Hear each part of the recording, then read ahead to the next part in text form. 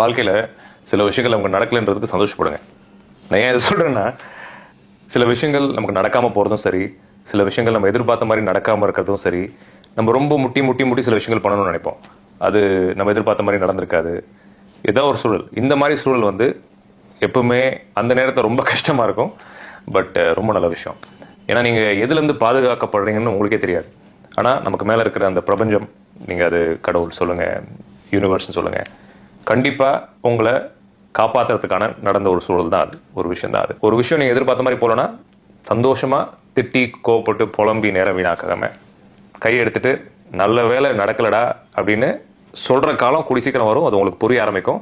அது வரைக்கும் நேரத்தை வீணாக்கிக்க வேண்டாம். கிரேஸ்ஃபுல்லாக அதை விட்டுட்டு போய்கிட்டே இருங்க. உங்களுக்கு புரிய வரும். விஷயங்கள் நடக்கிறது எவ்வளோ நல்லதுன்னு நினைக்கிறீங்களோ அதே மாதிரி நடக்காமல் போகிறதும் ஈக்குவலாக நல்லதுன்ற அந்த உண்மை வாழ்க்கை பாடம் புரிஞ்சுன்னா டைம் வேஸ்ட் பண்ண மாட்டீங்க நிறையா.